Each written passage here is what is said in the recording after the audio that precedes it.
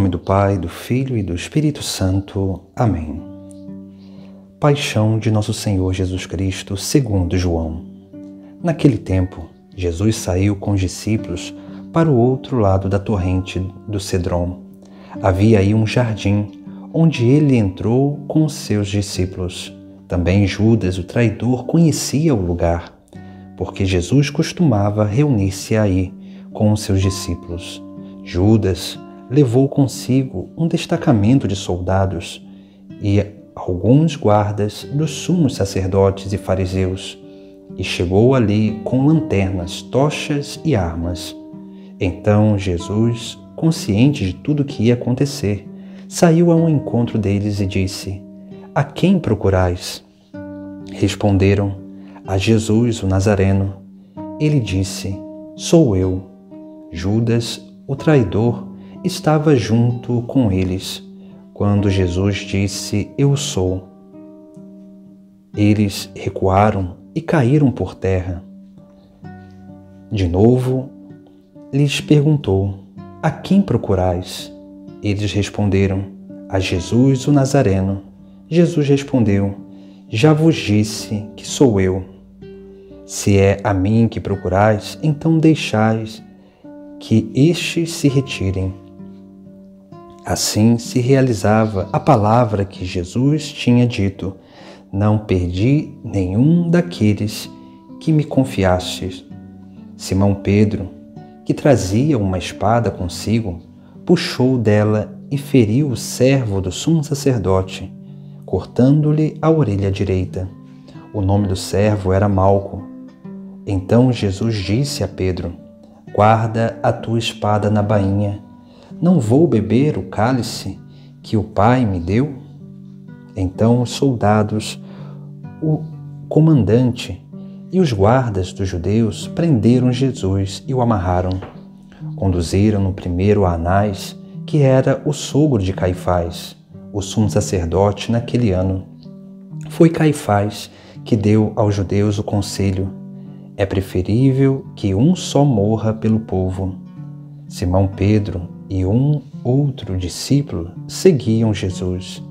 Esse discípulo era conhecido do sumo sacerdote e entrou com Jesus no pátio do sumo sacerdote. Pedro ficou fora, perto da porta. Então, o outro discípulo, que era conhecido do sumo sacerdote, saiu, conversou com a encarregada da porta e levou Pedro para dentro.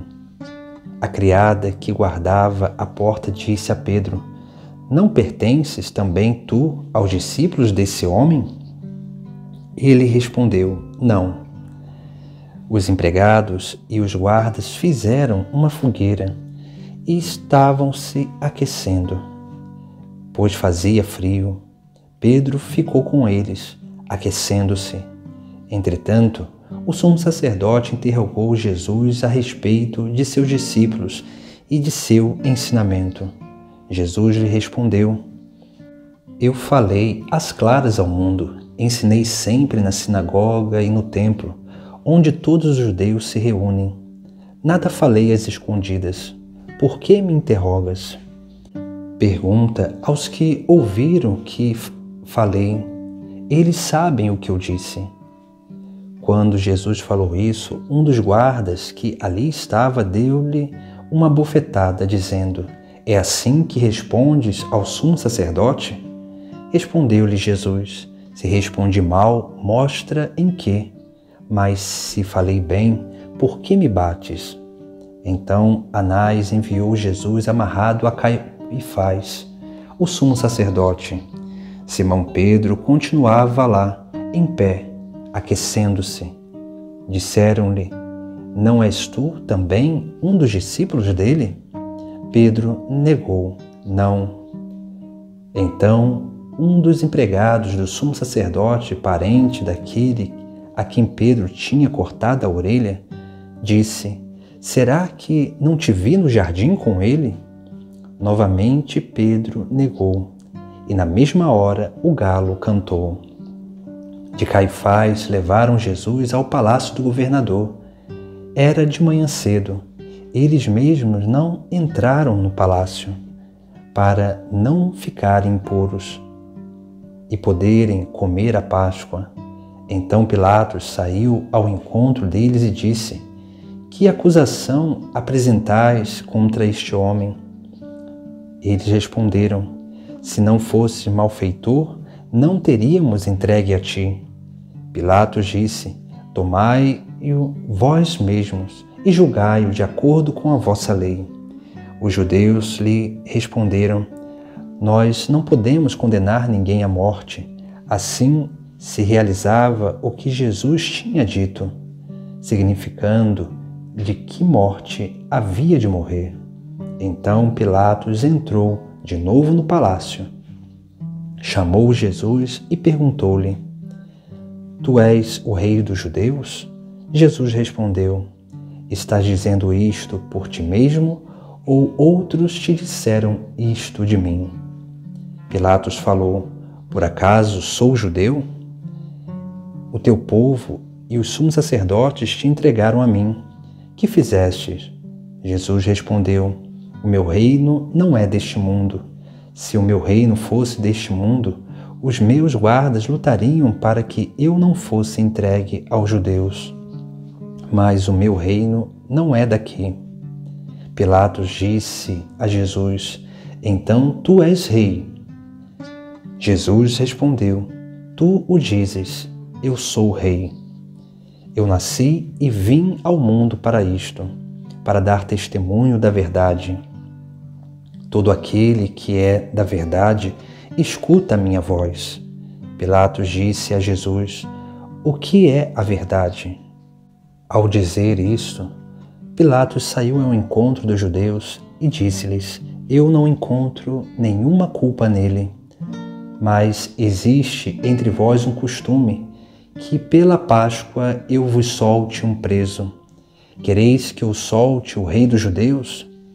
Então começaram a gritar de novo: Este não, mas Barrabás. Barrabás era um bandido.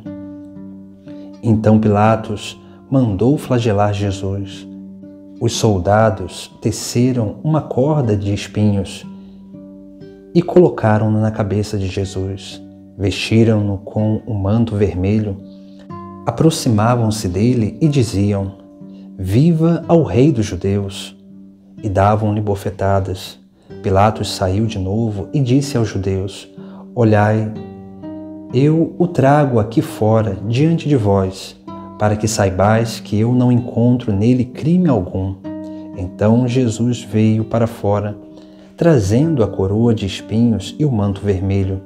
Pilatos disse-lhes: Eis o homem. Quando viram Jesus, os sumos sacerdotes e os guardas começaram a gritar: Crucificam, crucificam. Pilatos respondeu: Levai-o vós mesmos para crucificar, pois eu não encontro nele crime algum. Os judeus responderam: Nós temos uma lei, e segundo esta lei ele deve morrer, porque se fez filho de Deus. Ao ouvir estas palavras, Pilatos ficou com mais medo ainda. Entrou outra vez no palácio e perguntou a Jesus: De onde és tu? Jesus ficou calado. Então Pilatos disse: Não me respondes? Não sabes que tenho autoridade para te soltar e autoridade para te crucificar? Jesus respondeu: Tu não terias autoridade alguma sobre mim se ela não te fosse dada do alto. Quem me entregou a ti, portanto, tem culpa maior. Por causa disso, Pilatos procurava soltar Jesus, mas os judeus gritavam: Se soltas este homem, não és amigo de César. Todo aquele que se faz rei declara-se contra César. Ouvindo estas palavras, Pilatos trouxe Jesus para fora e sentou-se no tribunal, no lugar chamado Pavimento, em hebraico Gábata. Era o dia da preparação da Páscoa. Por volta do meio-dia, Pilatos disse aos judeus: Eis o vosso rei. Eles, porém, gritavam: Fora, fora, crucifica-o. Pilatos disse: Hei de crucificar o vosso rei?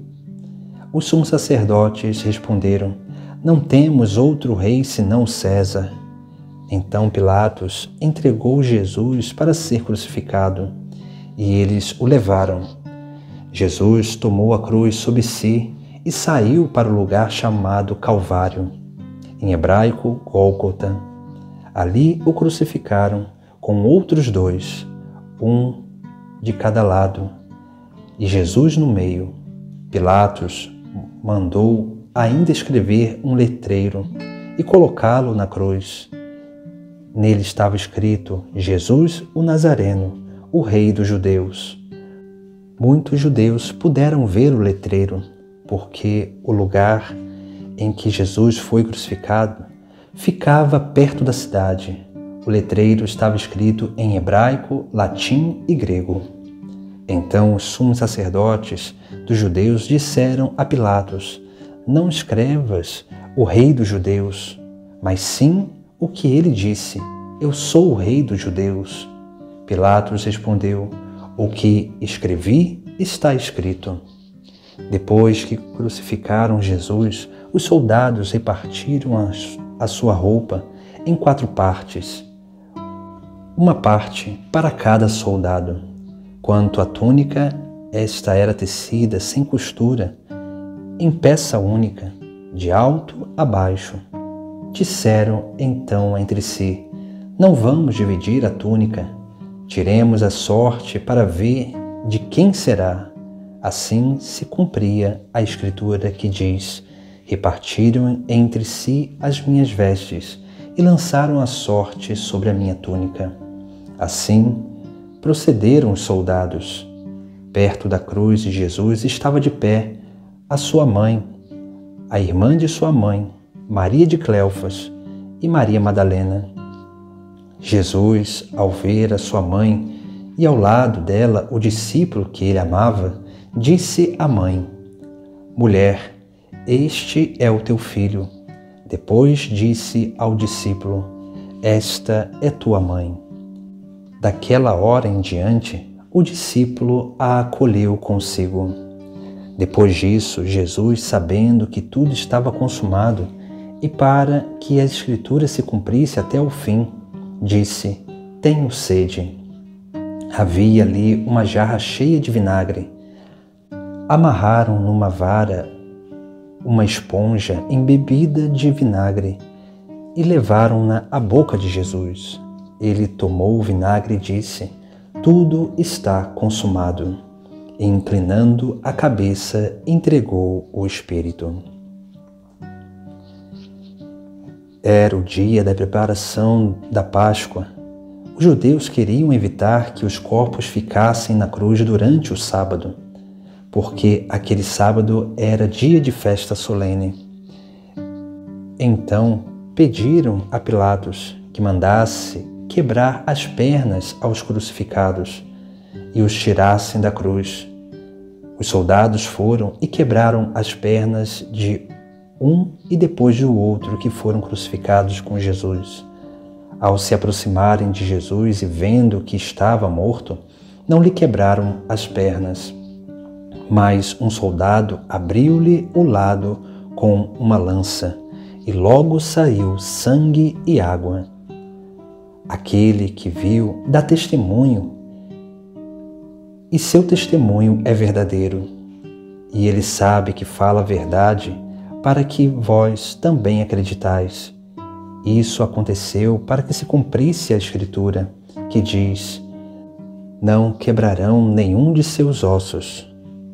E outra Escritura ainda diz: Olharão para aquele que o transpassaram. Depois disso, José de Arimateia, que era discípulo de Jesus, mas às escondidas, por medo dos judeus, pediu a Pilatos para tirar o corpo de Jesus. Pilatos consentiu. Então José veio tirar o corpo de Jesus. Chegou também Nicodemos, o mesmo que antes tinha ido a Jesus de noite. Trouxe uns 30 litros de perfume feito de mirra e aloés. Então tomaram o corpo de Jesus e envolveram-no com os aromas em faixas de linho, como os judeus costumam sepultar. No lugar onde Jesus foi crucificado havia um jardim, e no jardim um túmulo novo, onde ainda ninguém tinha sido sepultado, por causa da preparação da Páscoa, e como o túmulo estava perto, foi ali que colocaram Jesus. Palavra da salvação. Hoje, nessa Sexta-feira Santa, celebramos a paixão de Jesus Cristo, a paixão redentora, a sua morte na cruz. E o texto da narração dessa morte, dessa obra redentora que nós contemplamos na liturgia de hoje. Porque esse texto ele nos traz muitas realidades essenciais para a nossa reflexão e para a nossa vida. Porque a obra redentora de Cristo acontece na nossa vida através das nossas atitudes, através da nossa liberdade, da nossa adesão. Por isso que no início do relato da paixão, nós temos uma pergunta de Jesus Cristo essencial para a nossa vida. Porque quando nós adentramos para a celebração desse grande mistério da paixão e morte de Cristo, nós precisamos realmente responder à pergunta que Cristo faz. Quando aqueles homens vêm até aquele jardim para prendê-lo, junto com Judas. E Jesus pergunta: a quem procurais? Essa pergunta é essencial para a nossa vida, porque na nossa vida de fé, na nossa caminhada cristã, nós precisamos saber quem nós estamos procurando. Porque dentro dessa caminhada podemos estar procurando muitas coisas. E a última coisa pode ser Deus. E nós precisamos ter esse grande cuidado na nossa vida. Por isso que essa pergunta ela é essencial para a nossa caminhada, é essencial para a nossa prática de fé.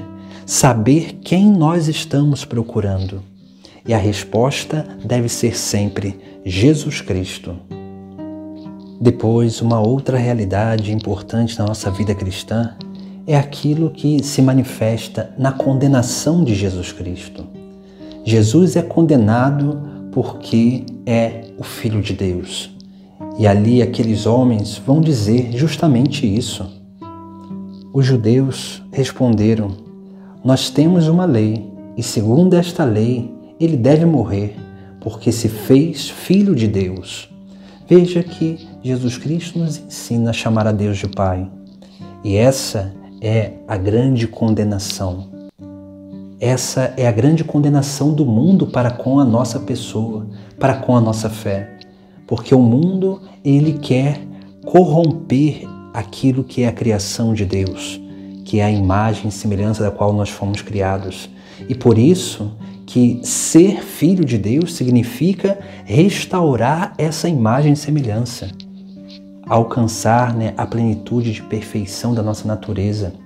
Mas o inimigo da salvação, ele não quer isso. O inimigo da salvação, ele quer unicamente destruir a obra de Deus.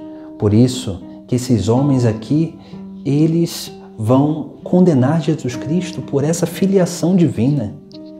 E por isso que nós precisamos ter essa consciência.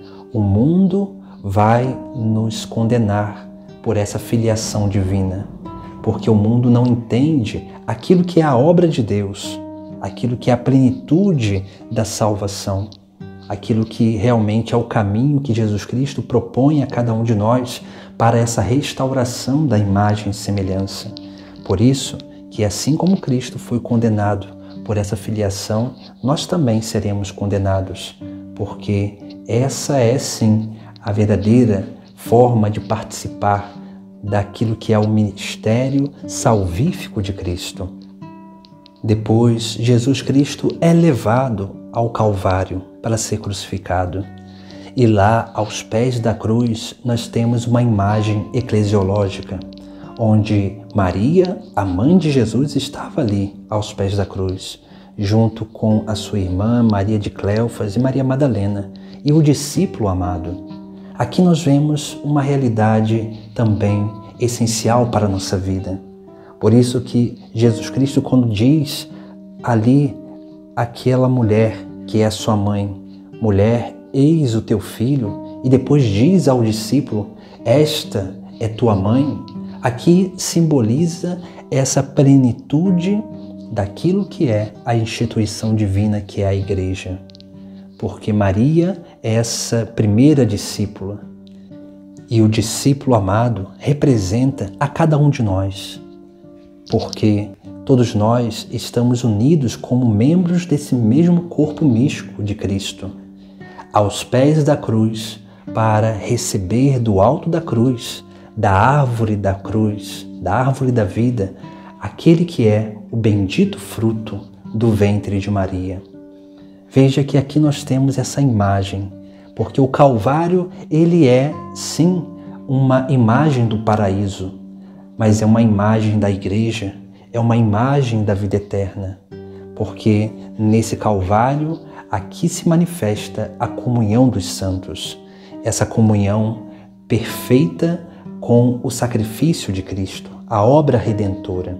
E por isso que nós precisamos também ter essa consciência que a unidade com a igreja, a unidade com todos os membros da igreja, com os santos, com a igreja triunfante, a igreja padecente, assim também com uma igreja militante nessa terra, precisamos crescer nessa capacidade de unidade e de participação do mistério da vida de um do outro, que é o mistério do próprio Cristo.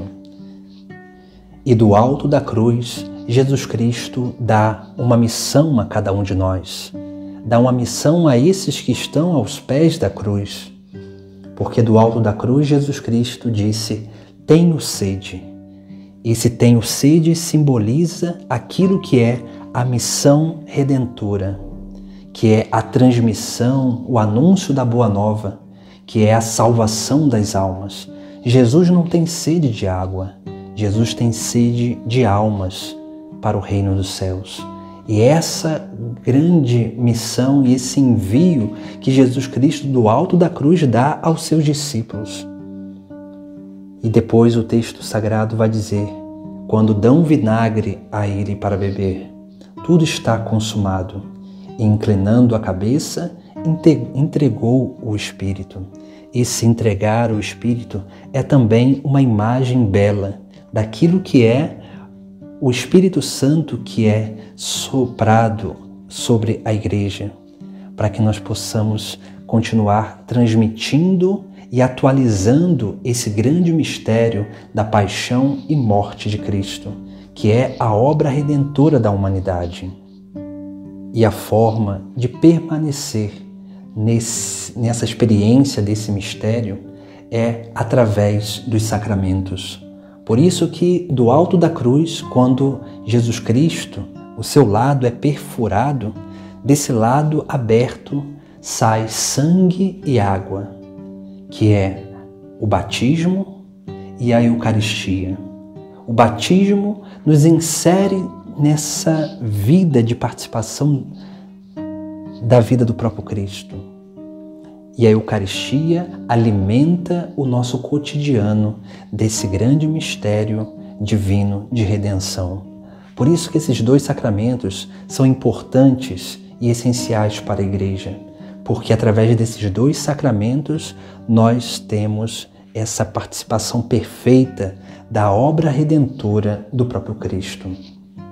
E por fim, nós vamos contemplar esses homens que vão tirar o corpo de Jesus Cristo da cruz, vão cuidar desse corpo sagrado, vão ungir esse corpo, enfaixá-lo numa mortuária de linho e vão colocar num túmulo novo.